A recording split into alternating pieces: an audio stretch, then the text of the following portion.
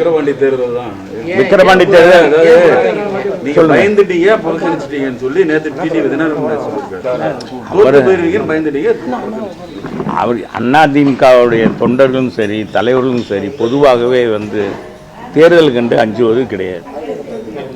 குறிப்பாக திராவிட முன்னேற்ற கழகம் ஆட்சியில் இருக்கின்ற பொழுதெல்லாம் பார்த்தீங்கன்னா உங்களுக்கு தெரியும், இந்த அறிவியல் வளர்ச்சின்னு சொல்றாங்கல்ல, அறிவியல் வளர்ச்சியில புதுசு புதுசாக கண்டுபிடிக்கிறாங்கப்பா.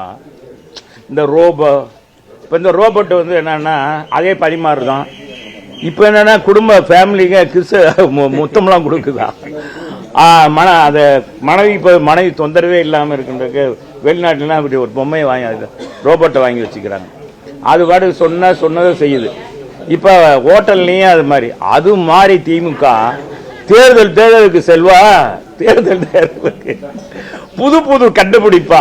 இது எப்படி மக்களை ஏமாற்றி எப்படி மக்களை மயக்கி ஓட்டு போட வைக்கலாம் அப்படின்றத புதுசு புதுசாக கண்டுபிடிக்கிறாங்க. திருமங்கலம் ஃபார்முலா உங்களுக்கு தெரியும். பார்த்தீங்கன்னா கெடா விருந்து, அதில் பார்த்தீங்கன்னா கெடா விருந்துக்கு சாப்பிட்டு போகிறதோட கீழே அழியில இலையில நல்லா விருந்து வைப்பாங்களாம். எங்கள் தஞ்சாவூர் கும்பகோணம் இந்த பக்கம்லாம் விருந்து வைப்பாங்களாம். மொய் விருந்து, அந்த மாவட்ட சார் மொய் விருந்து என்னன்னா அந்த குடும்பத்தில் ரொம்ப நாள் கழிச்சு எந்த ஒரு நிகழ்ச்சி நடத்தாதுன்னா அந்த மொய் விருந்தில் என்னன்னா கீழே பணம் வச்சுட்டு போவாங்க. சாப்பிட்டு பணம் இவங்க வச்சுட்டு போவாங்க. இவங்க என்ன செஞ்சாங்க, அது மொய் விருந்து சாப்பிட்றவங்க வச்சுட்டு போவாங்க, அது எழுத மாட்டாங்க, அதில் வச்சுட்டு போவாங்க. இவங்க என்ன செஞ்சாங்க, மொய் விருந்தும் போட்டு கீழே பணமும் வச்சுட்டாங்க. இப்படியெல்லாம் செஞ்சாங்க. அப்புறம் பார்த்தீங்கன்னா உங்களுக்கு தெரியும், ஒவ்வொரு இப்போ ஈரோடு சமீபத்தில் நடந்த ஈரோடு கிழக்கு தொகுதியில் ஏன்னா ஆடு மாடுகளை தொழுவத்தில் அடைக்கிறது தான் நம்ம பார்த்துருக்கோம். என்னப்பா ஜெகன் பார்த்துருக்கீங்களா? கிராமத்துக்கு போயிருக்கீங்களா?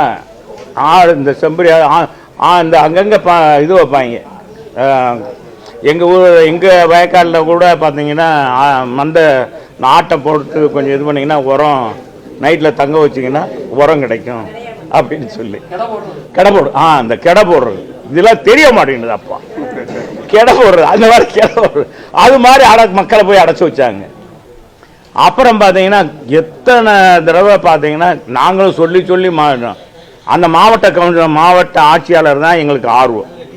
அந்த இதில் எலெக்ஷன் ஆஃபீஸர் அவர்கிட்ட போய் பெட்டிஷன் நானே பேசினேன், நானே நேரடியாக போய் பெட்டிஷன் கொடுத்தேன். No action. ஏன்னா அங்கே இருக்க போகிற அமைச்சர்கள் தான் அதை செய்கிறாங்க. அத்தனை அமைச்சர்களும் சரி மாவட்ட அங்கே நின்றதோ காங்கிரஸ், வேலை பார்த்ததோ திமுக. அவங்களுக்கு பார்த்தீங்கன்னா அப்புறம் கடைசியில் அவங்க தலைவர்கள் இப்போ வர்றாருன்னா இப்போ நம்ம முதலமைச்சர் வர்றாரு, அப்புறம் வாரிசு வர்றாருன்னா 1000 ரூபா அப்படியே திறந்து அப்படியே கூட்டிட்டு போடுவாங்க. புது புது படங்கள் போடுறது அவங்க பொழுதுபோக்குக்கு. இப்படியெல்லாம் செஞ்சாங்க.